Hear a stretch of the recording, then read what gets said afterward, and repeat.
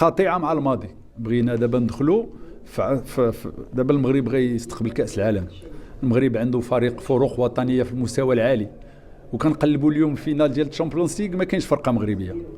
الرؤساء القدام ديال الرجاء هو كيفاش نبدلوا نمط السير، والقانون في المغرب كيعطينا الفكره ديال الشركه الرياضيه. هذه الشركه الرياضيه ديال الرجاء خلقناها هذه 5 سنين، وانما هذه 5 سنين وهي ناعسه ما خداماش الوقت.